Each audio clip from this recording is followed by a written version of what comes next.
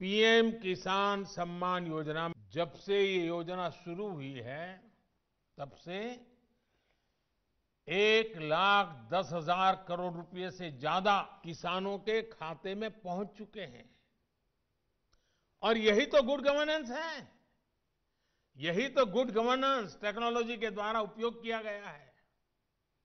18,000 करोड़ से ज्यादा रुपए पल भर में, कुछ ही पल में सीधे किसानों के बैंक खातों में जमा हो गए। राज्य सरकारों के माध्यम से किसानों का ऑनलाइन रजिस्ट्रेशन होने के बाद उनके आधार नंबर और बैंक खातों का वेरिफिकेशन होने के बाद इस व्यवस्था का निर्माण हुआ है।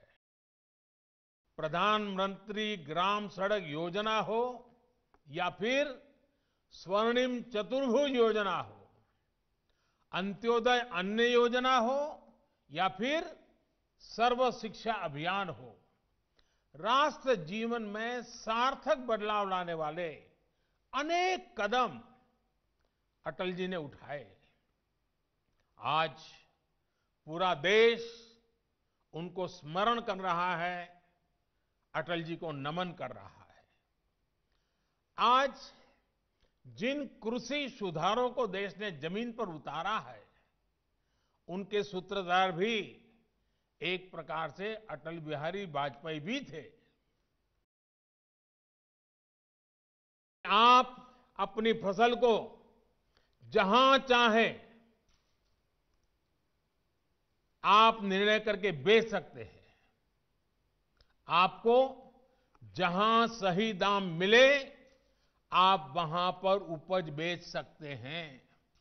आप न्यूनतम समर्थन मूल्य यानी एमएसपी पर अपनी उपज बेचना चाहते हैं, आप उसे बेच सकते हैं।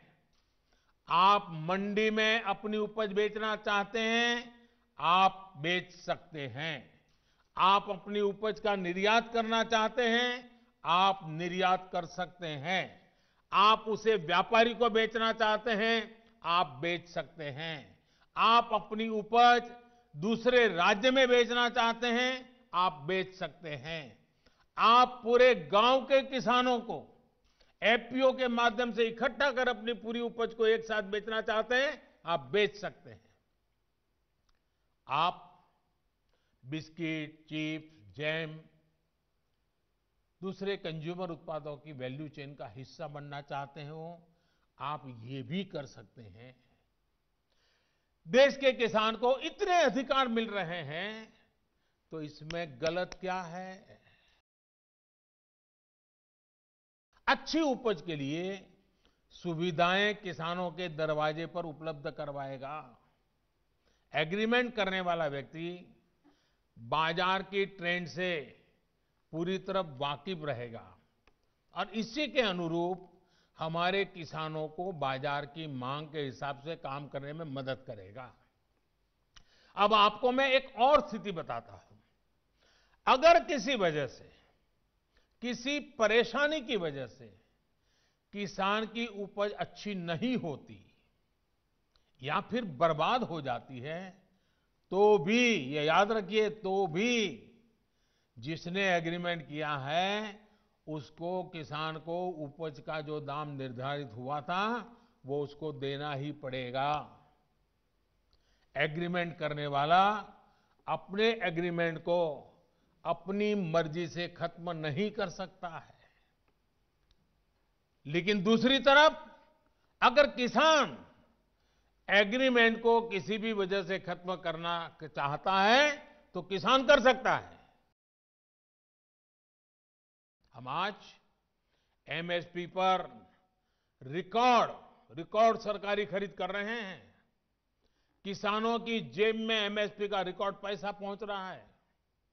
जो आज किसानों के नाम पर आंदोलन कर रहे हैं, वो जब उनका समय था तब चुप मार करके बैठे हुए थे।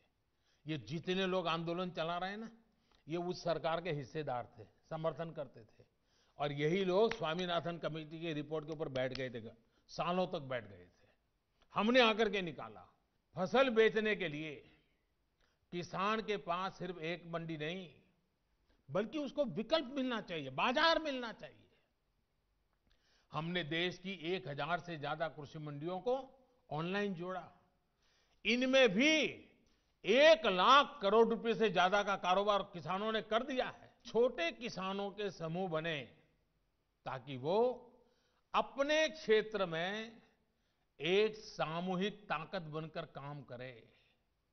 आज देश में 10,000 से ज्यादा किसान उत्पादक संघ एफपीओ बनाने का अभियान चल रहा है।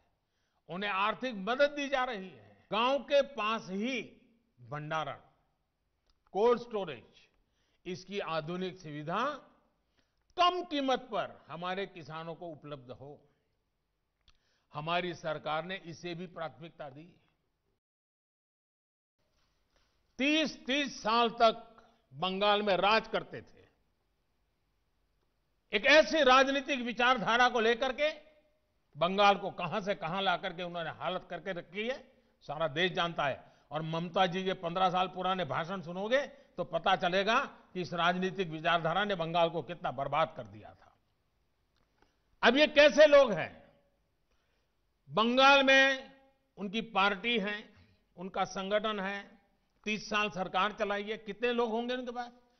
एक बार भी इन लोगों ने किसानों को ये 2000 रुपया मिलने वाला कार्यक्रम है, बंगाल के अंदर कोई आंदोलन नहीं चलाया।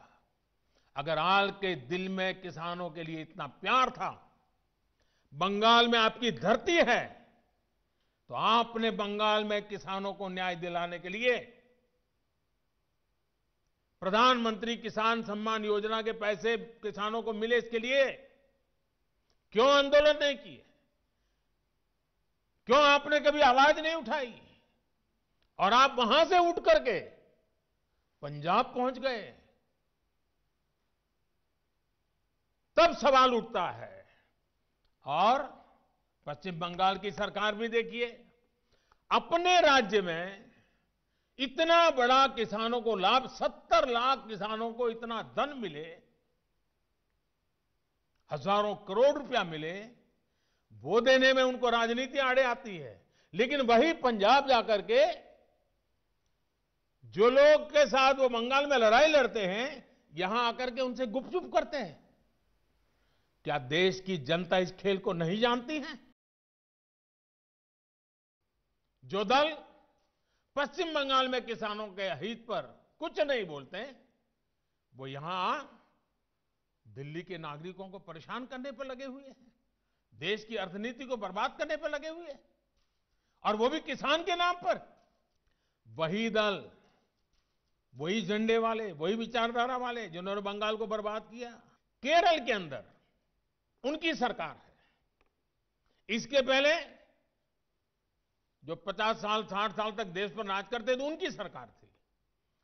केरल में एपीएमसी नहीं है, मंडियां नहीं है।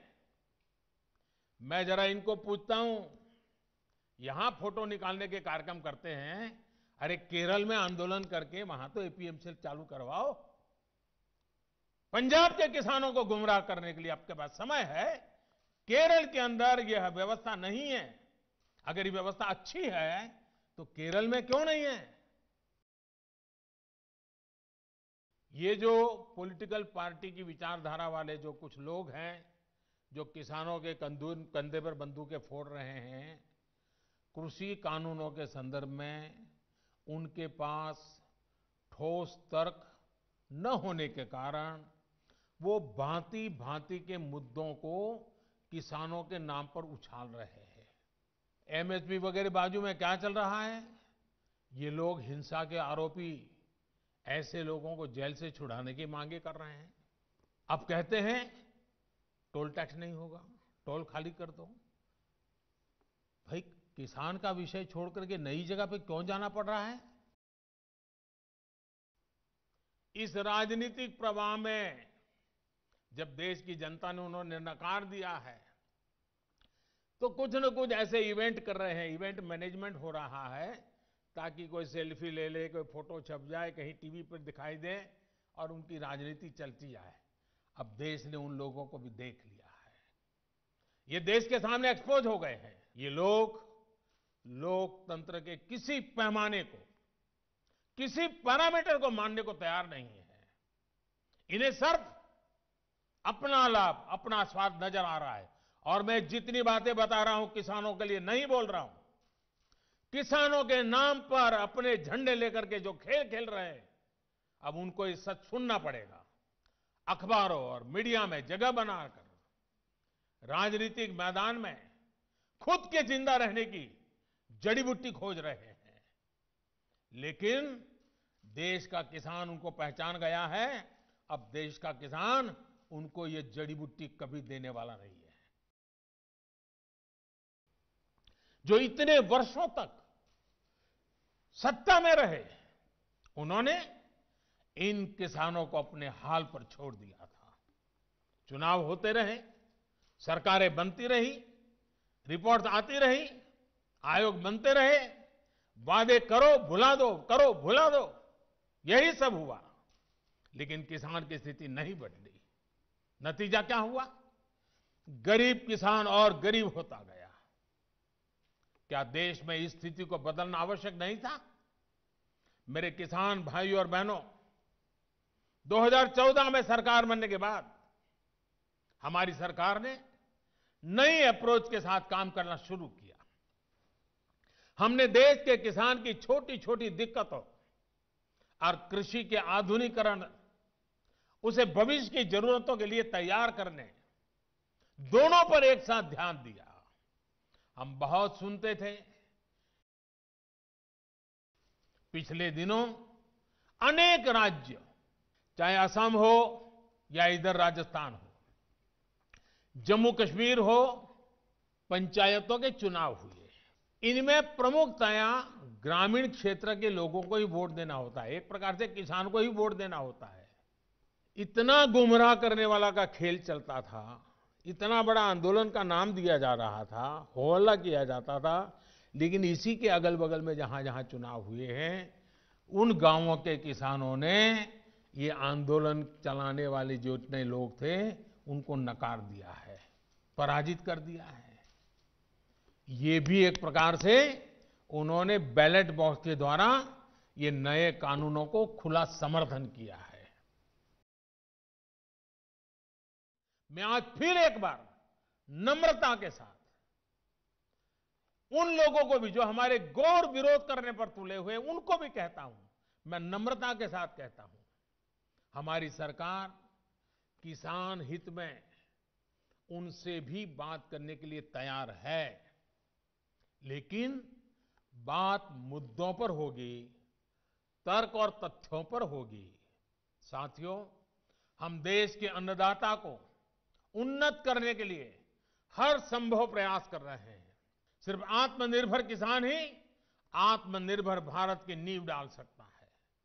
मेरे देश के किसानों से आग्रह है, किसी के बहकावे में ना आए, किसी के झूठ को न स्वीकारे, तर्क और तथ्य के आधार बनाकर ही सोचे विचारे।